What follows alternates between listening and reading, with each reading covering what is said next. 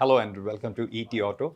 We are in conversation with Mr. Sudhir Mehta, Chairman of Eka Mobility, one of the newest entrants into the electric commercial vehicle space in India. So, Sudhir, thanks for sparing your time. A pleasure. Tell us how you secured some investments, which has helped you prepare your products and all. So, what's the status of of your product rollout, and in terms of the market growth, what is your outlook? Sure. So, as you know, we started this journey several years ago, and we now have Mitsui of Japan and VDL as our strategic partners. We are very fortunate that our plants are now up and running. Our bus production has started. Our first plant in Pune is now operational. We are now producing about 30 to 40 buses a month, and by the next few months, we will ramp that up to about 100. And eventually, we will reach capacity of about 200 a month, which will happen in the next 6 months or so on the electric bus project. On the LCVs also, our plant in Pune is under commissioning, should be operational in the next few months, and we are till then operating from an interim facility, and we are producing about 50 to 100 LCVs a month, which once the new plant is operational, the volumes will ramp up. So it's a busy period ahead for us, and we are looking forward to contributing towards the growth of the industry. The Indian electric vehicle market, if we in the context of the discussion now, if we focus only on the commercial side, the bus segment is really one of the drivers for electric vehicle penetration in India. Uh, on the truck side, it's the small commercial vehicles, pickups mainly, that are driving this penetration, adoption of electric vehicles. But on the medium to heavy side, it's still kind of anybody's guess how it will go. Is that also a segment that you plan to tap? So at the moment, we have our hands full. We started with the bus segment, and clearly the use case for electric buses is extremely good if the buses are run for more than 200 kilometers a day. This is already the case for most state transport corporations. So any public STUs which are running buses, normally they're running more than that, and that's where the business case already makes sense. The second business case there is for intercity coaches. Again, those are typically run for more than 1,000 kilometers a day, and the business case for electric is extremely good even without subsidy. So this is our first focal point, which is to have a range of buses for public transport. For private, we've also started a very interesting initiative with Uber. This is the world's first project for Uber anywhere in the world for shared mobility for buses. We've deployed our first buses in Delhi. So if you are at the Delhi airport and you want to travel to Gurgaon or Noida, you can book an Uber shared bus, which is actually our bus, which is being operated with our partner Transport. And And how, this is how many running. buses are there on the Uber So platform? right now it's in single digits, but we are now talking about 200 to 300 buses to be deployed over the next 1 year. I think this will set a new paradigm because you are actually converting people who otherwise would have traveled with cars to public transport. So that's one aspect of what we are doing. The government is the second aspect. The third aspect will be the intercity travel, which is where we are now starting development of products.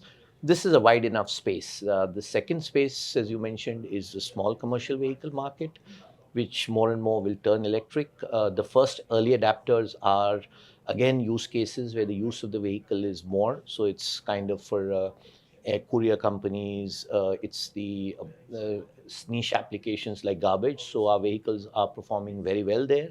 We are collecting this data, we are building the use cases, and then slowly we'll expand into all of the other segments. This is a long journey, but clearly in India now you can see that the inflection points are coming. The earlier you used to have a lot of skepticism about when this would happen, how this would happen. Now it's a question of time. I think the good thing is that all of our initial customers are now coming back and looking at further purchases, which basically means the business case makes sense. In India, basically, dhanda chalega or profit hoga to kaam hoga. That's what's happening. So and so you're saying the repeat customers is a reflection of the viability of electric Absolutely. vehicles in the commercial vehicle space. Your internal projections for the overall penetration of electric vehicles in the Indian commercial vehicle market by the end of this decade, 2030, and by then your absolute volumes? So the numbers are actually very large. If you see, the Indian fleet park is 1.8 million buses. Now, even if you take a replacement rate of 10 to 15 years, it means you have about a lakh to 2 lakh buses which come into the replacement market. But in addition, if you see, the public transport has actually been one of the very ignored areas of our country. India has 1.6 buses per thousand people. A country like South Africa has 6 to 7, China has 7, Thailand has 8. So actually, in my opinion, India needs 8 to 10 million buses. You know, we all complain about gridlock in our cities, and the number one way to alleviate that in short to medium term is actually to introduce electric buses, both run by the government and run by the private sector. So we are trying to focus on both. We're also working with leading operators like WTI. Again, we are putting buses in Delhi which will run for shared transport. We will also have buses which run with the government. So the idea is that much of this, in my, if you talk about volumes, the government now has a plan for 800,000 electric buses by 2030. And from what I understand, that's about 20-25% bought by the government, and the rest is private. And equally so, we are focusing on making these use cases possible. This is a segment where I think electric mobility will make a lot of sense. The question only is, public transport always is, who is the end customer and who's paying for it. But what we find is, even with the use case of Uber, the customer is willing to pay a price provided that they get good service. They get, in these air conditioned buses, you have comfort. You can. We ran a very interesting, again, Uber ran a very interesting program where they put books actually with, in participation with one of the leading book publishers. And you spend an hour normally on an electric bus. You can read a book, or you can read ET, or you can read any of the publications. And I think this is the paradigm shift that we need to bring into public transport in our country. We need to move people who are not traveling in buses to buses. Right. Even the other part is also the viability, business viability. As much as there's adoption happening, very few, if at all, are making money in pure EVs. So in your case also, I mean, it's what is the break-even you see for your venture, and not by when? So our company tagline is sustainable and profitable, and this applies also to us as a company. We are not in this game to burn a lot of money.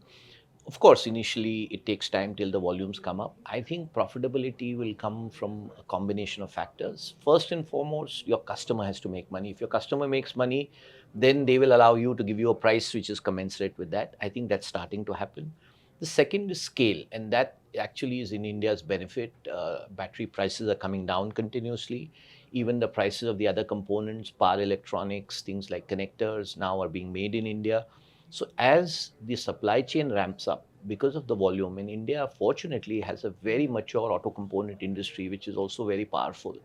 And I'm very confident that in the next 1 or 2 years, this kind of parity will get achieved and companies will make money. Maybe it takes some time to do so, but clearly in our case, the path to profitability is very much there. So when do you see that happening for you? I think hopefully within the next year and a half is what our timelines are. Because as I said, we don't see the path as being burn your way to profitability, let's say to sales. We see the path as becoming sustainable. And I think we have a very clear path to it, and we see the roadmap to be able to do that. Of course, the first few years is a question where you have to invest in setting up the distribution network, all of these things. But I would say we are not unhappy at all with the progress that we are making. How much have you invested so far?